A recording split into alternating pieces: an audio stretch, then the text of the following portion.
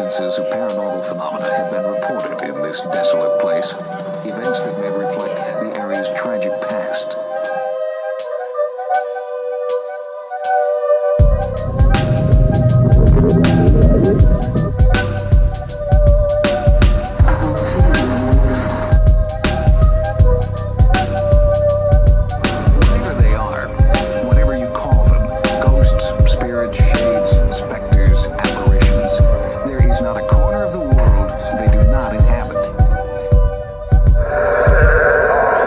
What's going on, guys? Welcome back to another episode of Other Dangerous Podcast. I'm Ken James. With me is Jason McKittrick.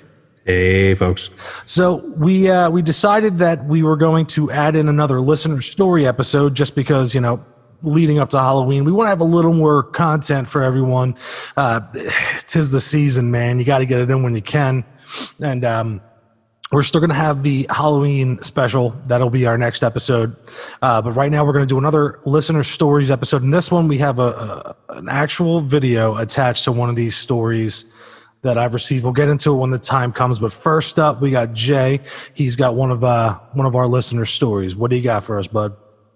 Okay, I got a story from listener Daniel. Dan says, so I'm an abandoned building and urbex photographer. I do it as a hobby and mainly share my pictures on Facebook and Instagram at dsashwood.com. .com, what am I talking about? At dsashwood. That's his Instagram handle. One day I was out exploring and came across a great looking house in a very small town called Bergton in my home state of Virginia. This little town didn't even have a stoplight. I was exploring some of the back roads in the mountains when I came across the house. The house was in disrepair and clearly abandoned, but as usual, I knocked on the door and announced myself just in case there were squatters or even wild animals. The first floor of the house was mainly filled with junk and nothing really photogenic. I made my way to the second floor of the house and entered a room that had some trash on the floor, but in the corner near a window was the crib in the picture. He had attached a picture.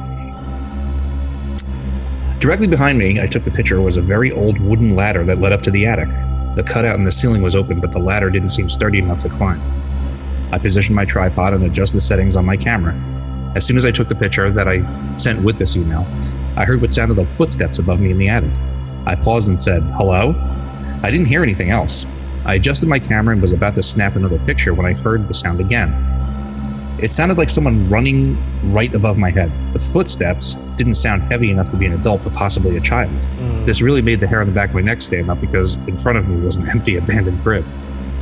I grabbed my camera in my bag and booked it out as fast as I could. Luckily, the one picture I got turned out fantastic. I've explored probably over 100 abandoned houses, buildings, businesses, schools, etc., usually alone, and I've never been scared. I'm not one to really believe in paranormal activity or ghosts, but that day definitely changed my perspective. I want to go back to that house and check it out again, but even thinking about that house gives me the creeps. Haha. Damn. I like that so much just because of like I do this shit, like I'm not affected by it, and then the one day, all it takes is that one fucking thing, that makes you just 100%. Yeah. I've done my share of urban exploring, and you'll come to a room and there'll just be, that one thing that just sets you off. And it's like, you go in there, you're brave. See our last episode. Yeah. I don't know, 2 episodes ago, excuse me. We're lining these up and knocking them down. Yeah. It's, there's always that one creepy thing in there, whether it be a gurney, a wheelchair, or in this case, a crib. And it's just, right place, right time, and then add some footsteps in there, forget about it. Yeah, it's like, is this a child spirit, or is there like a doll upstairs? So many possibilities with the tiny footsteps, but I know you'd have to bring in someone like, I don't know, Peter James to investigate the area. I'm coming through. I'm sure he'll be around somewhere. I'm sure. But all right, I'm going to move on. I'm going to move on to my first story here. This is from Zoe, DJ Zoe, from Philadelphia. And he writes, I was 5 or 6 years old at my grandparents' house. I remember the power was out and it was a hot night. It was also raining off and on through the night, so I couldn't keep the window open. Being that it was so hot and uncomfortable, I remember it being really hard to sleep. That's when things got weird. As I tossed and turned, I started to hear giggles. My windows were closed, so it sounded like it was coming from my room. Being a little kid and it being pitch dark due to the neighborhood power outage, I was petrified. The giggles would go away. I started to notice the sound coming from out of the window, so I built up the courage to peek outside. This is when things got really scary. Just as I peeked outside, a clown was standing across the street from me against the telephone across the street. I'm imagining it was telephone pole. As I peeked up, he was directly ready and looking right in my eyes and still giggling. The neighborhood power was out, but he was under one of the orange backup lights, which was the only light in the neighborhood. It looked like a spotlight to me. It was only a few seconds, but it seemed to last an hour. I jumped back down. I started to call for my grandmother. Just then, all the power comes back in the house and the neighborhood. As my grandmother comes in the room, I direct her to the window. Naturally, the clown was gone. I was not dreaming. This was not my imagination. I saw this with my own eyes. It could have just been some creepy junkie roaming the streets dressed as a clown, but how did he know to look in my window? I'll never forget this and can still see it happening like it was yesterday.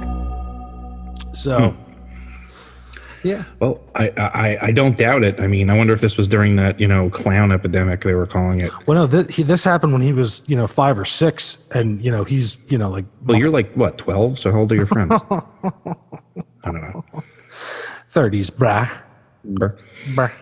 But, so, I mean, hey, he swears to it. He swears he saw it, and, Well, there was, this is the second kind of killer clown epidemic. There was one that happened when I was in 6th grade.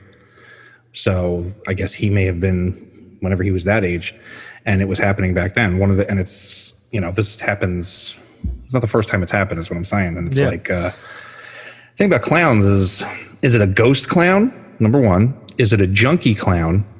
Number or two. Is it a friend who dressed as a clown just to scare him and he knew what to do? Well, if he's 5 and 6 and he has an adult friend that is dressing in a clown suit during a neighborhood blackout, then you got to get some better friends. I don't know, man. I kind of want to party with that guy. The clown or the 5 or 6 year old? No, the clown, because think about that. He's like, the power goes out and he looks into his closet and says, "It's my time." Gets his outfit and then goes out and scares the shit out of people. Yeah. He's like, I'm gonna giggle. First kid looks out the window. You're fucking done for the rest of your life, dude. Right. So did he go out? He's like, "I'm going to change some lives tonight." I don't know. Oh, that's good. That's good. What do you got for us now, Meb? Okay, so story 2 has kind of 2 facets to it, because this is from Carrie, who we had in our last listeners episode, and because she sent us a ton of stories and they're great. So I'm just kind of savoring the flavor of this. But she has an update from her story from last time, which is kind of chilling. You remember she had the story last time about that old farmhouse where they possibly saw someone in the window. They never actually saw anything, but they got the idea that maybe someone was in there. So.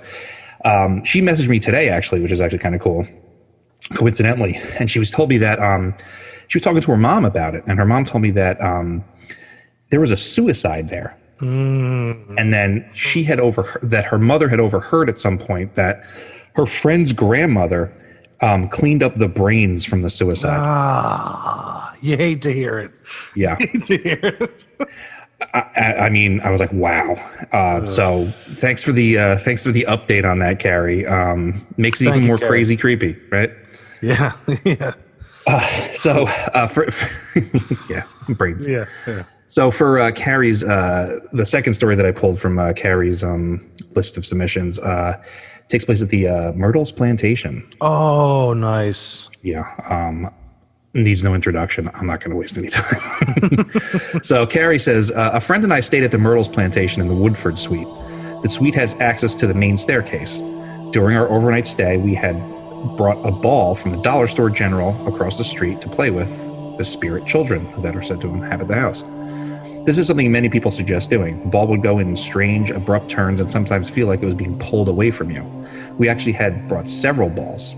We did a recording session with both a digital recorder and her friend's GoPro. In that session, what I felt was the spirit of a boy kept taking, all the balls we had put in the center, and he was putting them in the corner. I could also feel another spirit with us that was on my other side as well. I told the boy spirit that we had to share and he could take some balls but leave one for us to play with. This is where we hear in our audio loudly proclaim, "What?" Then he rolled the ball off the stairs, but it stopped on the second step from the bottom. So rolled the ball from the top, stops on the second step from the bottom. And then they never physically heard the boy, but only on the audio from the EVP. It wasn't the only EVP that they called that night. They also captured another one that says you can hear a little girl say, "Yeah," as they mention one of the balls getting away from me. Myrtles, babe. Myrtles is a classic. Now, do we have actually a video of them? We do have a video. I'm going to, what I want to do, because we have my first story from Daniel and then this from Carrie. When we post this episode, when you're hearing this, you should be able to go onto our Facebook page, and then I'll post the picture from Dan and the video from Carrie. So we're gonna have multiple videos in this episode. Yeah. Nice. Yeah. All right. I'm clapping for us right now. So thanks again, Carrie. Thank you very much, Carrie. That's awesome. And all right. So this one is from a close friend. And it's from one of the, like, I grew up in two households in Northeast Philadelphia and also in Bensalem, and this is from right now, right across from where I work. So this was a good one, and it's right up the historical alley that me and Jay kind of latch onto. So this is from Alicia from Trevose. Back when I was 12 or 13 years old, I lived with my family in an apartment complex called Country Commons in Bensalem, Pennsylvania. While living there, I had plenty of paranormal experiences, but this one is still fresh in my mind because of the information I learned years later. Back then, when I was a teenager, there was a period of time where I would wake up in the early morning and see a man outside of my window beating what looked like a bat on people's windows. I thought it was coming for my neck, so I ran to my brother's room and woke him up. He checked outside his window, and the man was gone. He told me to go back to bed, and I did.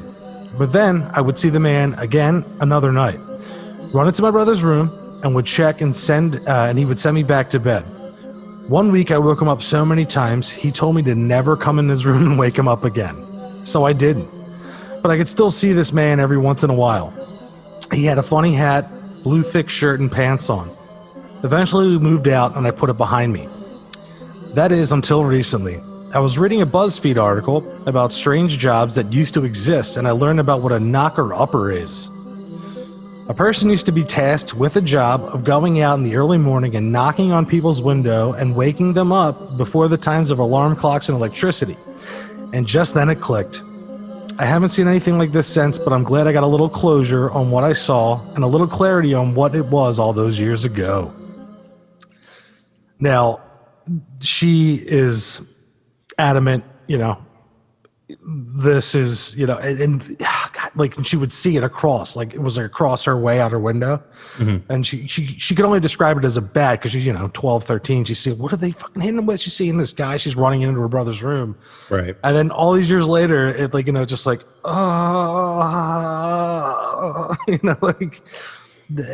every time he checked, and he was just like, her brother, don't ever fucking come in my room again and wake me up for this bullshit. That's a great story. Yeah, I really enjoyed that one. No, absolutely. Those ones that, start with, startled awake. Yeah. Never have a good ending. So I was awoken out of bed from some awful noise, and then it's always, Yeah. Oh, and then I always look out the window, just like the first one. I look out my window, and you're like, what's up? No, because when I was a kid, one of my greatest fears was if I looked out my bedroom window and there was a face, I don't care whose face, I would die. Yeah. I was thinking it would probably be a gray alien or Bigfoot. Those are the two that I was sure was going to be there. I had the same thing, but it was an old lady. I had an old lady in the window floating face for me. That's what was, the Duke-inducing face. Yeah, I'm not into that either. That's awful. Yeah. Isn't it just like... Yeah, exactly. What are you doing there? Yeah. You can't see my face that I just did to Jay, but he gets the picture. So. I think they do too. They hear the noise. They hear the voice I'm doing. Yeah. Oh shit. Good one. Thanks, Alicia. Alicia, I love you. Thank you.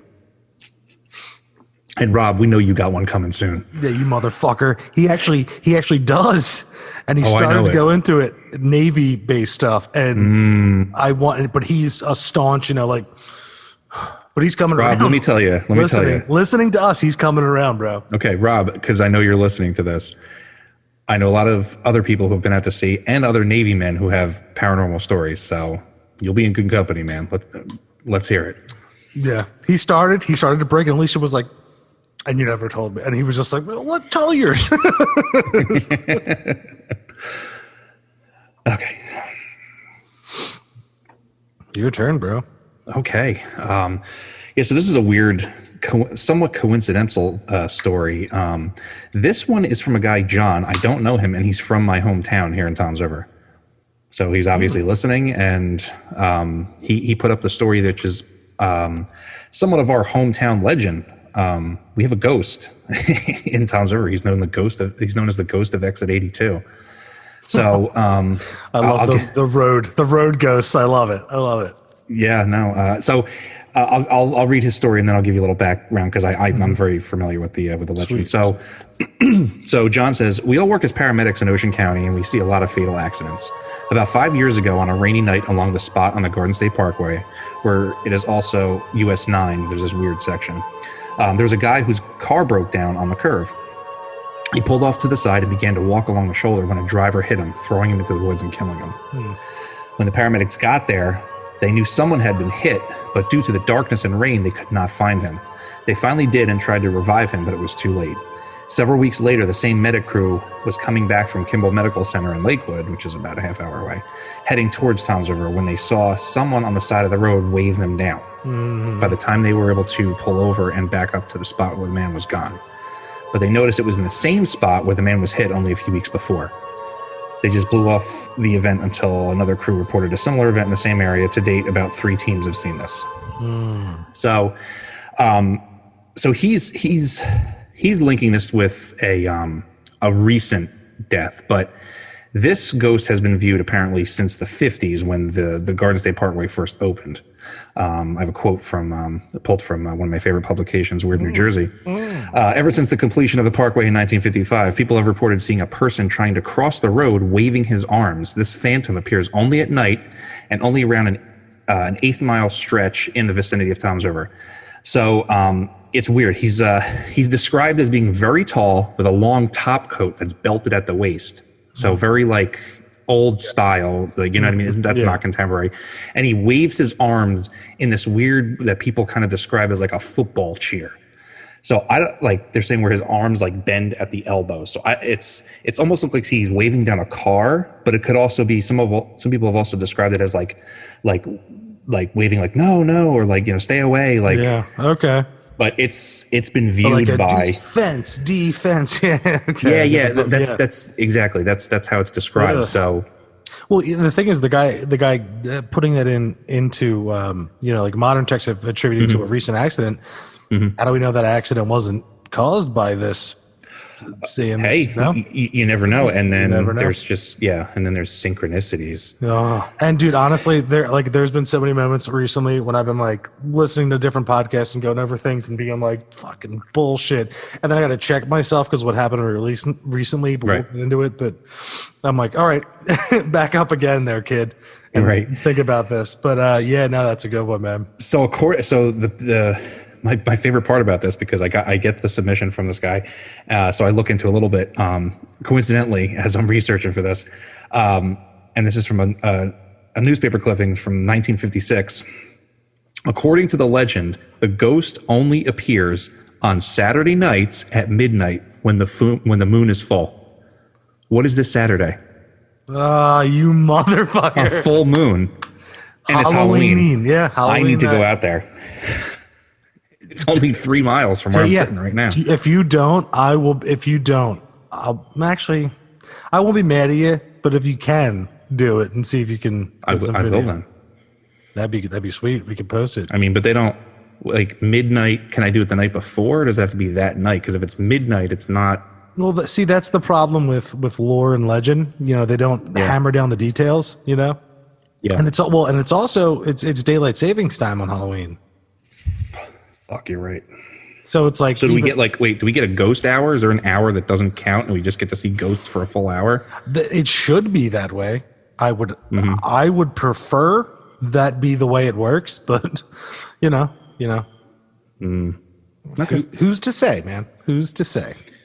All right, folks, let us know because you'll be hearing this right before Halloween. If you have any experiences this Halloween during that hour that doesn't count, we get that hour back. Let us know.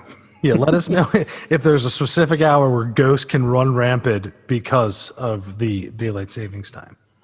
Right. All right, so What do you got next, pal? buddy boy, this story is man, it came to me. Okay, so I've been sitting on this footage for a bit. I showed you and some people. All right, so this is from Maggie from Philly. So this story is attached to a piece of footage that we're going to share with the other ones. Now, this one, me and Jay have both spent lots of time staring at this video. Yeah, this footage is nuts. Yeah, and hearing the story too is going to bring some clarity to anyone that has seen it without actually hearing the story that I've shown it to. So this is from Maggie from Philly. This is my wife's cousin. And here we go. Most of my paranormal experiences happen in my old house, and I don't have any actual proof. I've always been open to spirits. They know I'm not afraid, so I feel like that's why they come forward, but who knows. When I moved into my old apartment, in quotes, where I was when the video was taken, I heard strange noises at night. I thought there was a mouse and was a lot more scared of that than any kind of ghost, and a ghost didn't even cross my mind at the time. So one night I was in my bedroom. It was a one bedroom apartment, and it was super small. I never kept my bedroom door shut or anything, and right outside of my door was the kitchen to the left, and the living room was to the right.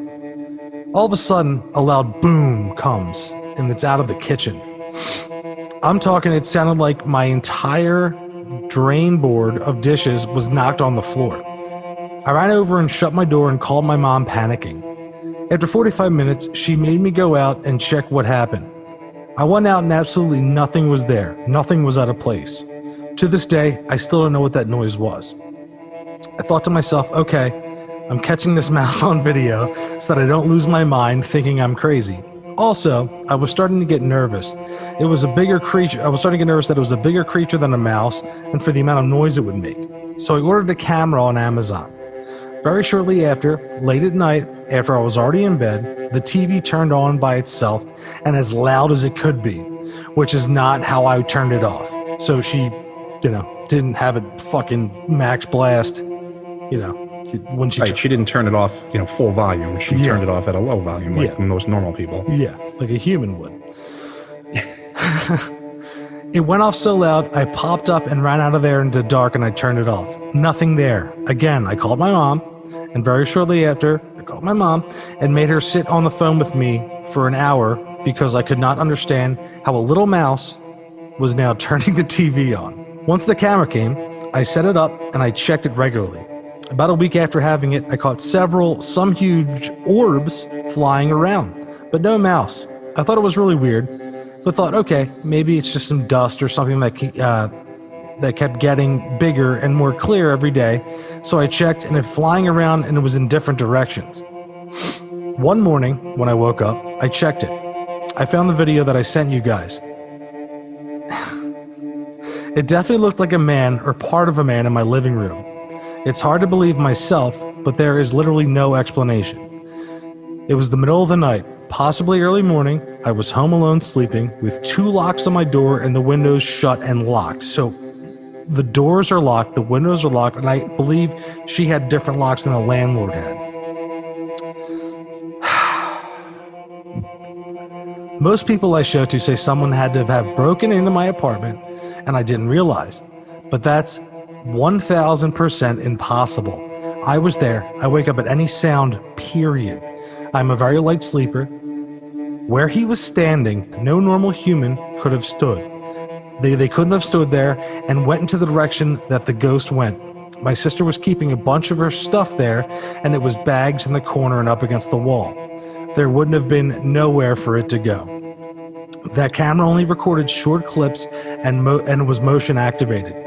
If it was something climbing in the window or through the door, I feel like that's when it would have started recording, considering that's how it usually recorded the clips. I understand people's skepticism. It's hard for a lot of people to believe, but I know it was real. I moved out shortly after that. I set up a camera right away at the new apartment and nothing. I think maybe the ghost was there before me and still is there. Yeah. And now, you go. When you're listening to this, we're going to post the video. Me and Ken have watched this, easily 50 times, 50 to 100 times with each other. Yeah.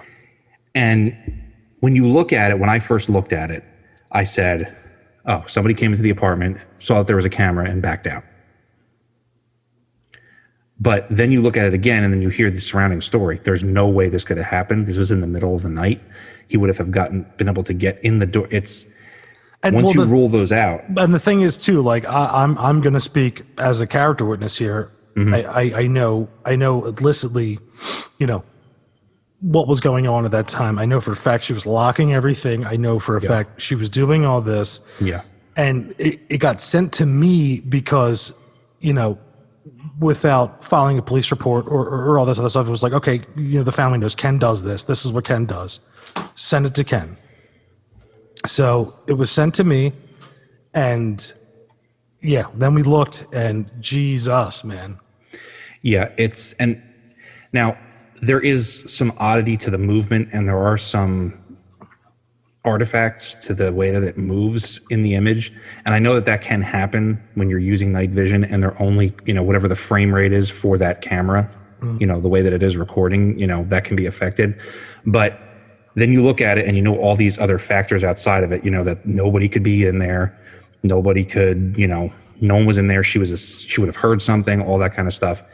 It's one of my favorite pieces of video evidence. Yeah. So we're definitely going to have me and you. I mean, I know they're not going to, be able to see, they'll be able to see it, but I'm going to pull it up. I'm going to share it. We're going to watch it together again. Mm-hmm. And we're going to just and we'll go over a couple things too. I understand ghosting happens, right? They call it that, and I actually do this for a living. I'm a surveillance investigator. Yep. I know cameras. I know how this stuff works. I've seen oddities in this kind of stuff. So are you seeing it right now? I'm seeing it. So before we start, let people know what we're looking at. Where is this pointing? Okay. So, all right. So like she said, it's a small apartment. Okay. So this camera is in the small kitchen. This camera is in the small kitchen, and that's the small living room. Now that wall that you're seeing there next to the microwave, that goes directly to the front door, and that's the only window in besides the bedroom. Now, the front door, like I said, is independently locked, 3 locks, windows locked and closed, and on that wall going straight to the door is loaded with her sister's stuff from moving. Mm-hmm. So it's completely lit up to that point where you see the break in the room. And then if you're looking towards the right, that's where her bedroom is. Right.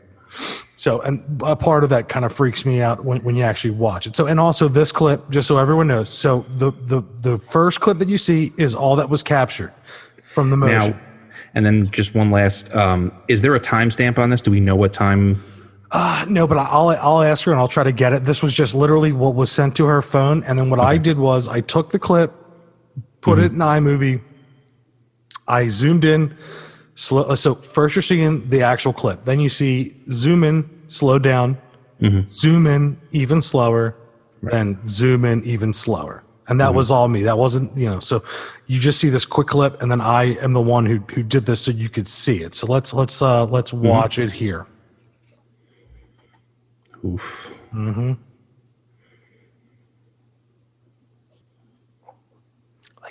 Looks like it's snarling. Like I see, I don't see a face. I see a body with a shirt, and then I see a hat on a head.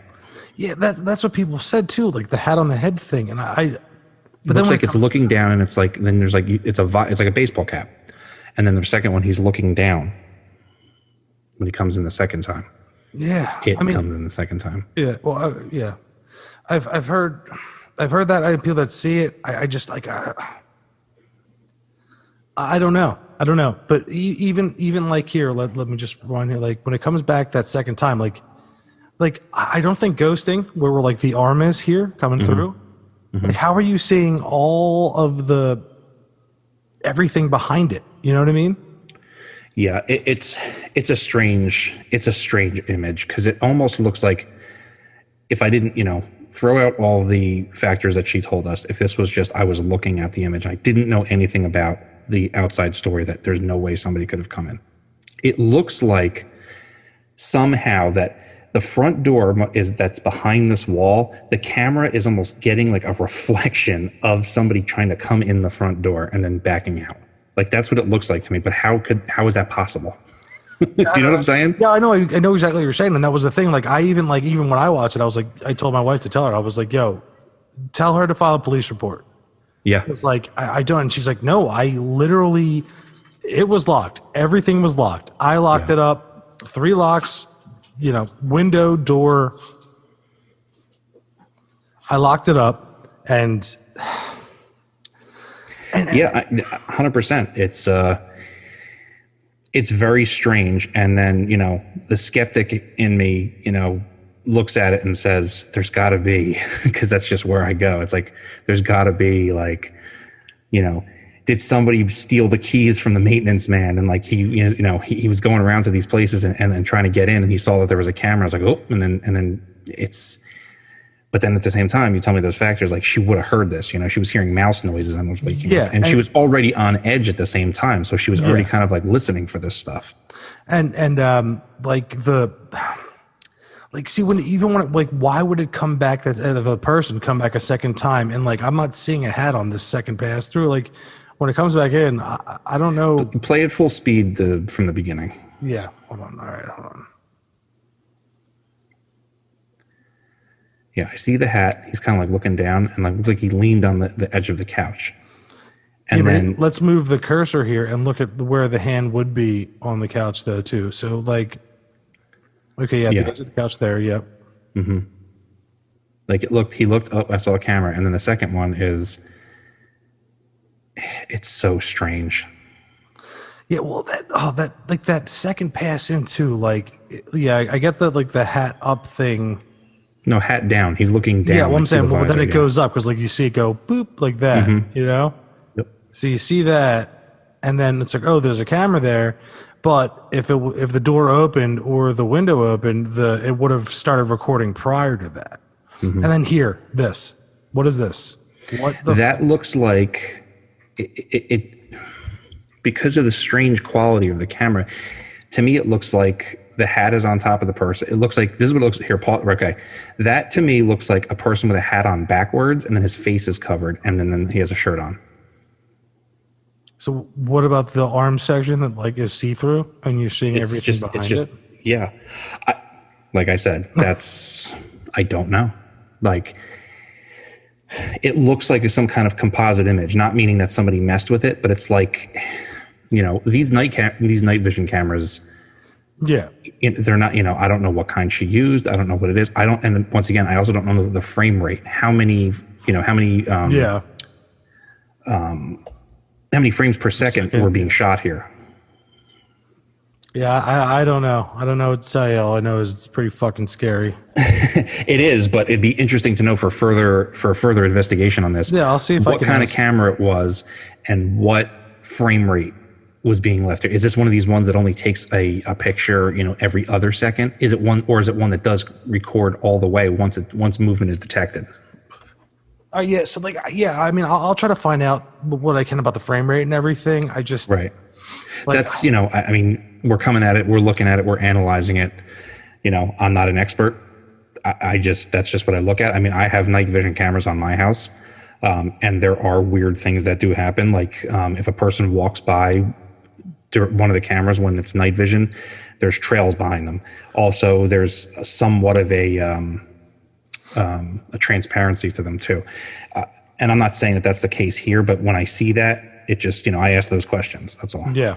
No, I do the same. And I even I brought it to people in the industry that, do what we do, and they were even some of them, most of them were kind of like, and a lot of them were too, were like, yeah, I see a hat. They were like, I see a guy with a hat looking up. And I'm like, yeah, I told her to file a police report, but one, nothing was disturbed. None of the bags were disturbed. That wall that you're seeing in that, it goes straight to a door and it's lined with, stuff to move.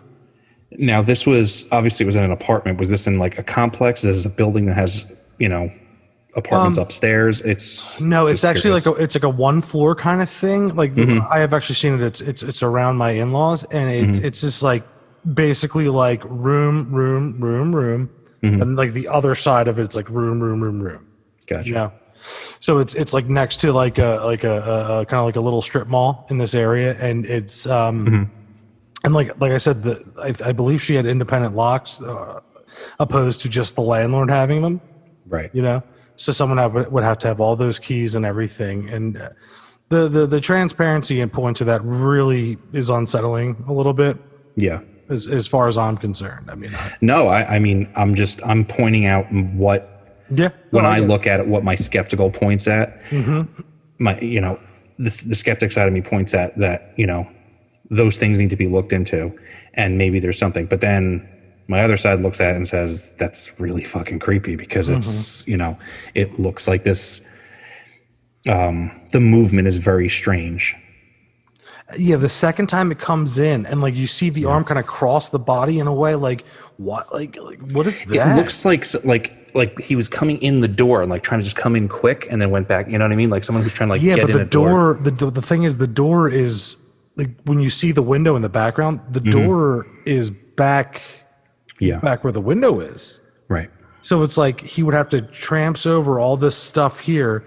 And the smart thing to do would be walk where that couch was and come around that way and then go, oh shit, I see a camera, and then back out. Yeah. Well, when we post the episode, Ken is going to post the video to the Facebook page, and we'll have that in the post that announces that this is out. And if you're listening to this, obviously watch it. Tell us your opinion. What do you see? Number one, when you see this, what do you see? And number two, do you think it could be, one or the other? What are your thoughts? We'd love to hear him. It's a head scratcher because, every time we get together, what was this, over a year ago that you got this footage, and every time we get together, you pull it out and let's look at it again. Yeah. And the thing was too, when I first got it, I was like, all right, I got to send this to Jay. And I got out of work. I was like, all right, let me just put this in iMovie. Let me see if I can, all right, let's get closer, zoom it, just to slow it down to see, because it was so fast at first, and I was picking up on whoa, translucent there, this and that. Yeah. And the more I learned about the apartment and the situation around it, and like I said, I know her. I as far as validity goes of the caliber of character of the person telling this, I'm like, no, I get it, Yeah. And I straight up told her, I was like, all right, well, yeah, file a police report, just in case, because it could be. And she's like, yeah, I'm gonna do it, but I am telling you, everything was locked down tight. Right. And I would have woke up and there's the orb thing leading up to it that was caught in the camera. Let me see if I can maybe get those videos. But also the TV coming on thing, and she was apparently was lead up, because I remember my wife was telling me too, these things are happening to Mac, asking me my opinion of because I do this, and then all of a sudden it was she's got this fucking footage, it was get it to Captain, get it to him. Yeah. And of course, I'm like, Jay, fucking look at this fucking shit. Yeah. And it's funny because you sent it to me, I want to say it's within a month. Remember when that Sir No Face video came out? Yes, it was. Yeah. Yes, it was. And I remember watching that and being like, I just sat through this 2.5 hour dumbass documentary for that stupid clip. And I remember watching that clip that you sent from her. And I was like, this clip is better than what they show you in that movie. Yeah. And that's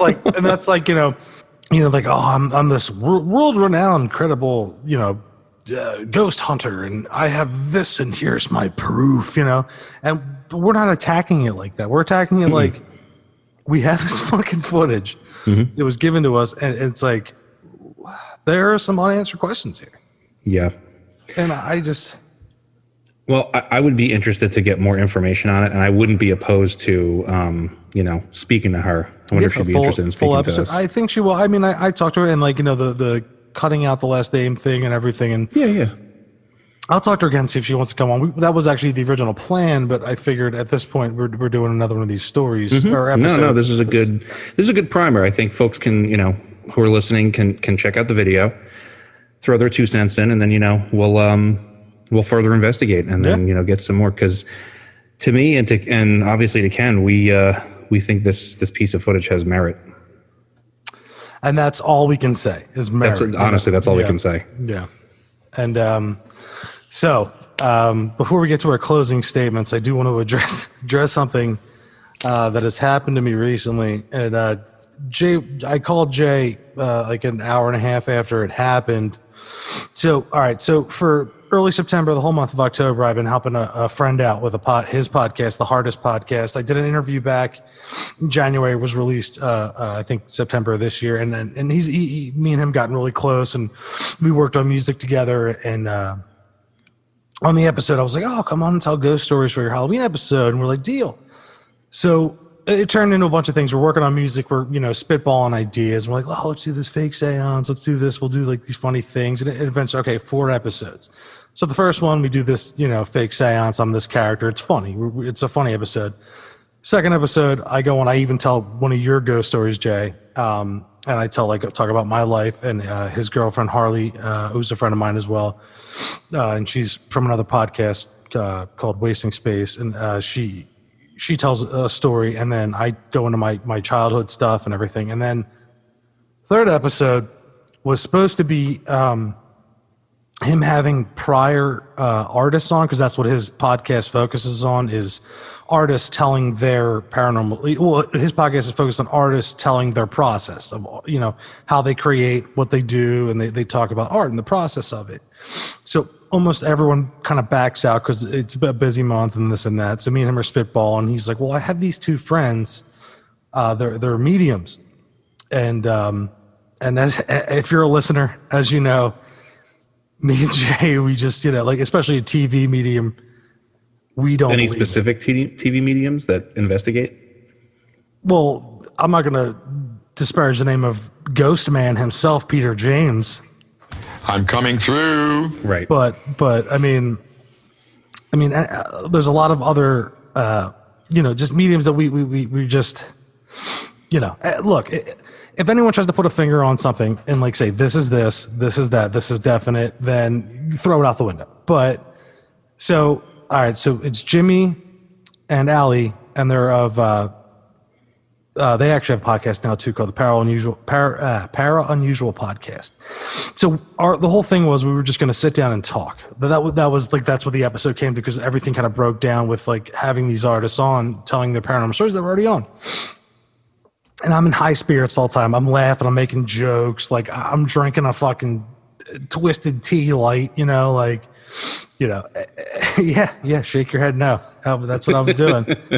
And, because I'm just there, I'm driving. I'm like, whatever, I have a couple. And then, so as we're going, we're telling stories, and I end up telling a story about my dad, which was Tim asked me, well, what was one of your first? And I tell this story about talking about my dad. TV shuts off, and this thing in the chandelier happens, and everything's still going good there. Everything's fine. We're talking. So we pass it. Harley's telling her oldest story, and then we always say, things change. Something in the air changes, and I start to feel antsy. I start to get a buildup, which was almost. It felt like it was building to a panic attack, and you could even listen to that. It happened on this episode that he recorded, and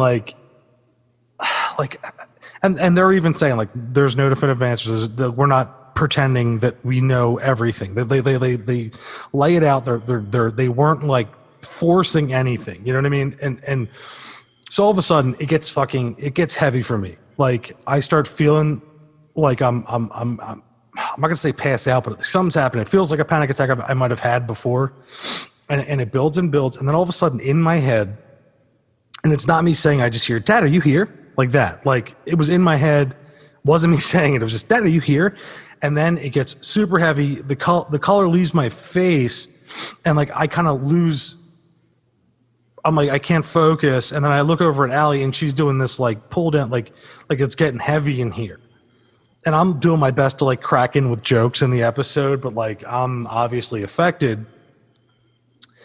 And then they kind of like talk and like they're like, yeah, but you know, like kind of talk about it. So like certain things start kind of like running through my head, and then Jimmy stands up and he's like, "No, someone's here." Like the episode kind of like halts. He's like they're both like, he's not going to shut up. And, but I'm like building up with this fucking like this thing, and I'm actually feeling it directed from towards the hallway where the bathroom is. And like I never sit in this direction in their apartment, and I was because I've been over there plenty of times. And they're like, "There's someone over there," and I'm like I'm like, wait, you know, like hold on. Like you guys, like in my head, I'm like, you're fucking with me. Like you're picking up on things. So I do my best to mask everything, you know? And so they kind of stop they stop Harley from telling her paranormal story. And we're kind of like, and I'm at this point now, I'm like, fuck. And Jimmy stands up and he's like, no, this guy is like a big, and like as soon as he takes posture to stand up, like something hit me and the panic attack thing kind of ends. But it, like when a panic attack actually like ends, usually it's like, you know, like when it hit me, it was this cold electricity that like ran down my spine and through my legs, and like it all ended, that kind of like panic attack feeling. And then I kind of like had my like head in my hand and I was like, guys, my dad was like 6'6", and like they kind of stop because like in a way like they, and once again, I don't have this strong belief in this thing. Like I believe people can feel energies and stuff like that, but then like some starts kind of feeling different, like this weird malaise of like almost like I'm like in water. And so we kind of like that kind of ends, the heaviness kind of ends and goes away. And here's where it gets really weird, and I'm sorry for being long-winded here. Not at all, because we want to hear it. Here's where it gets really weird. So we kind of get back on track, and then like I'm like, all right, well, let's continue. Let Harley finish her story. So then like, Tim's like, let's address what just happened. You know, I had a memory flash in my head at one point during this, and Allie, so it was like, ah, man, it's like it's getting kind of hard to breathe, and I'm getting this like curl, and like the thing that the memory that was in my head, I'm not going to tell what it was. It wasn't like anything my dad did to my mom or me or us. It wasn't like, you know, that kind of thing, but it was a private kind of memory, a private kind of thing that happened, and it went through my head when that like when everything like hit me, and then so she's getting this curl, and like I'm having a hard time focusing, so I can't. I just kind of passed the Carl Earl thing over, and the dude next to me, Jimmy's sitting next to me, and Allie's across the way, and Jimmy's like, he's like, dude, you know, he's like, I'm getting this, like, can I just hug you? Like, can I just do it? And I'm like, sure, man. Like, yeah, man, whatever. So I'm like, like everything's kind of dissipating, this like heaviness, this weird feeling. And so flash forward, we get through the episode, everything's done. I tell them the thing about the being able to breathe. Flash forward. My mom comes over the other night, and she's like, I'm telling her the story, you know, because my mom, you know, the old gypsy, she loves this. So I'm telling her, and shout out to Sharon. Sharon James Famorio. But so oh yeah. So first I get home, and my wife sees me because I text you and her. You're the two people I text with, like right after this thing happened, and I'm just like, something happened. You're like, call me when you get home, blah, blah, blah. And like, so I get home, my wife sees me, and she like sees that I'm affected, like something, you know. And dude, we've been in Eastern State. We've been in fucking, you know, we've been in all these fucking places. Like I've had like energy in this and that, nothing like this really. So I literally spend the next 2 hours out back. I call you, and it takes 2 hours for the blood to come back in my face, for my face to go from pale white. And then I called you, and you, like I said, you righted the ship for me. You were like, all right, you just moved from this place with all this stuff going on. You moved into this new place, different energy. You know, we've been poking the paranormal bear for, you know, over a month now, and maybe this was just his chance to reach out to you. And that was like, all right. That was like, okay, you know, like I can wrap my head around that. And then, the veil's thin. And the veil's thin. And the veil's thin. That was another thing, you know. And we even talked about the veil in the episode of like things like that. And then, So fast forward, here's where it gets really, here's where the closure comes for me. After having that feeling of like, I almost wanted to like not talk about the paranormal for a while, or not like it just like it hit that heavy, Yeah, it got too close. It did get too close. And so my mom's here. I'm telling her, I'm like, yeah. And then like, I'm trying to figure out this. I was like, Allie said she was hearing this like Carl Earl sound. And she's like Krill, your dad's nickname. And I was like, fuck, how did I forget that? We named the dog Krill. The dog we got the day he died, we named him Krill. And she's hearing a Carl Earl sound where I'm like trying to remember I'm getting hit with all these emotions and memories and all these feelings. And like that happens. So I'm like, so I end up friend request and I'm like, Jimmy answers first. I'm like, yo, hey, let me ask you a question. Cause then Allie later, I'm like, yo, could this have been Krill? And he was like, it makes sense. He's like, she was the one getting it. I didn't get it. I don't feel it like that.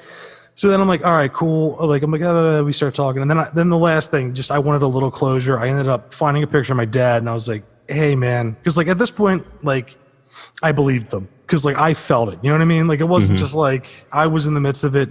And I hate to say I was the guy that was smacked in the face of something he mocks frequently. Like then I was. So I was like, this is a picture of my dad. This is me when I was a kid. And he was just like, that was him. He was like, that was him. It's like, all right, okay. And which I felt it. I already kind of knew it. You know what I mean? Because how it happened. So I was like, let me just ask you one question. Is he sorry? Did he say he was sorry? Did you feel like, he's like, well, that was one of the big feelings we got was that the acknowledgement that I forget what the word was, but then he was like, and that's why I wanted to hug you. Like it was kind of the sorry feeling. So then here's what I did. I wept a little bit and then I just said out loud, I was like, Dad, you can go. I forgive you. I was like, whatever it is, even if it's not it, I just said it out loud. I was like, Dad, you can go. Like if I'm the reason you're still around and this, and I'm not saying I believe this is, anything. I just was like, Dad, you can go. I forgive you. And I got to tell you, things feel pretty fucking good. And that's my story. That just happened last week. And I had to say something. I've been texting Jay back and forth about this, but I had to air it out. No. And, well, number one, thank you for, sharing this with all of us. I mean, yeah, you shared it with me personally, but I think it's great that you're sharing this with everyone now. It definitely feels like, whatever happened, it definitely was cathartic for you, which I think is important. Yeah. Whatever happened, because we can say definitively. And that's what I want to say.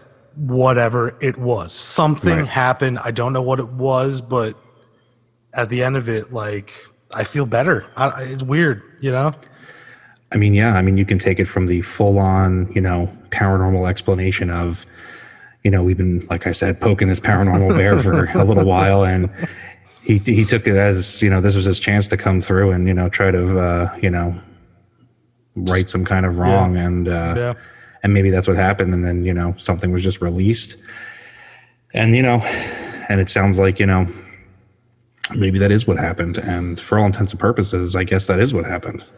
I guess, and I have my faiths, I have my beliefs, and it was something that was askew to what I usually believe in or believe, and like I said, I don't like to be the guy that gets slapped in the face with something, but shit, man, like. And I no disrespect to any religions or beliefs or anything like that. This just happened, dude. And you go. No, I was gonna say, it's interesting that you bring up the Krill thing, because the subject of your dog's name was actually the first thing you ever said to me.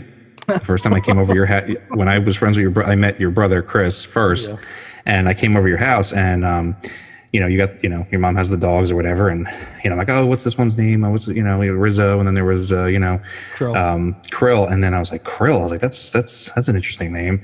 And then you come around the corner, you're like, it was my dad's name. And then you walked out of the room. I was like, oh, shh. You're like, I fucked up. I was like, I wasn't saying anything wrong. I just think Krill, I think of like plankton. I was like, oh, all right, it's an interesting name. I just, yeah, that was the thing. And you come around the corner with your fucking Timbs on. I was like, all right. Like I knew the situation, but I was, and I was just like, Okay. Yeah, and so began. So began our contentious relationship for the next only like a year, right? A year or two, maybe. It was a couple because like you were, like I was the ball buster among my friends, but like then you were like a higher level ball buster because you were, that many years my senior in like ball busting techniques. So I had to catch up. I had to learn and fight upward. It's true because you would come in the room like ready with your whole like presentation. I would just look at you like, shut the fuck up, Ken. I'm like, damn, thing you just ruin you. How did that not work?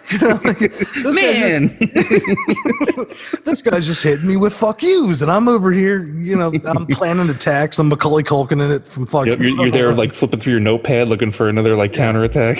I'm like anal raping douchebag. This might work. I'm coming out there full blast. And then here we are. Here we are. Yeah.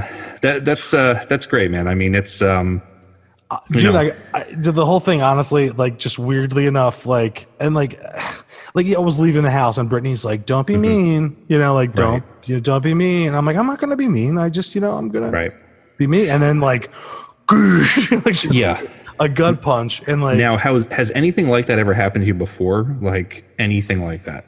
Well, there's been psychic stuff with my mom and stuff. Like I've had moments where I felt something very similar, Right. But never to the point where you were that affected. Yeah, and never to the point where it was corroborated by like they didn't know that I was feeling anything, and we didn't go there. We were just interviewing. We were bullshitting, Like I told a couple people at work, and people were like, "That's why you don't go to psychics, man." Like I'm like, no, that's not what we were fucking doing. Like, I'm like, Jesus Christ. That's why you don't go to psychics, man. Yeah, you know what I mean? Like they're like, no, that fucking shit's real. I'm like, dude, no, that's not. Like we were just hanging. I'm drinking a twisted tea. like they're drinking car bombs. Like they're drinking wine. Like it got to the point where I was like at one point, like Tim was getting up. I was like, Tim, can you grab me a glass of wine, please? Like it was like I was affected, and I had to drive home. I was just like, no, I was there to just have a good time, joke around, like talk about our experiences. And then just, it just happened. Mm-hmm. Like I didn't go to psychics. I was hanging out with people that said that, that I heard were mediums. We talked about it beforehand, before we recorded, and then boom. And we're actually, they invited us on their podcast, the Unusual podcast. We're going to talk about, I think it's the Australian sheep goat scale. Mm-hmm. And but no, they're really nice, really cool people. And after it happened, just the feeling I had, I was like, I fucking believe them. And like it's hard for me to it was hard for me to say after all this, and then the things that came out afterward, I was just like, all right, man, these guys got their finger in something. And that's weird. Yeah, no, I I'll discuss anything, and I'm admittedly the harshest critic on psychics, so I will be nice though. Yeah, dude, I'll tell you right now, like I hand to God, I was just like, I was going over to just like hang out with these just my buddies and his friends and his girlfriend's friends, and we'll just talk about spooky shit, and then boom. So by the time this drops, will that episode be available for folks listening here? It's already ready. It already happened. Okay. And like, dude, it was like, it might even sound like a matter like from when it happened and start like you'll hear me like in the like I'll just shut up like because I'm chiming in most of it. Then all of a sudden my shit drops out, and then like they start talking about this thing, and I'm like if you could picture it, I'm just like in my head like, all right, you just have to not be, like affected. And then it got to that point, man. It was crazy. Yeah, it's the Hardest Podcast. It's episode 2. I believe it's called The Gathering. It's up now. Yeah. And it doesn't seem like anything spectacular because, they're not going to feel it, but I can just tell you what I felt and what happened later days coming up and piece together the things that were brought up. Honestly, I'm glad I had that experience because like, most of the time I listen to like people's paranormal stories and like I get over judgmental sometimes. I'm just like, we even talked about that in the first one. Like I get over like over judgmental. I don't know what that is. Yeah, I know you don't. But all right. So we got closing statements tonight there, man. Well, I think that was your closing statements, buddy. Well, for me, yeah, it was for me. Anything from you, homie? Well, I mean, we're sitting here, we're recording. It's October 28th. Halloween is in 3 days. It's the weirdest Halloween in memory. In memory. But it's on a Saturday night. There's a full moon. Folks make the best of it. It's daylight savings time. You get an extra hour, fam. An extra hour of ghostly spookiness. Mm-hmm. Hosted by Peter James. I'm coming through. Beautiful. Beautiful. All right, guys, I think that's going to do it for this episode of Other Dangerous Podcast. Thank you so much for listening. Thanks for continuing to listening, and thanks for your feedback. We love hearing it. We continue to submit stories if you can. Yes, please.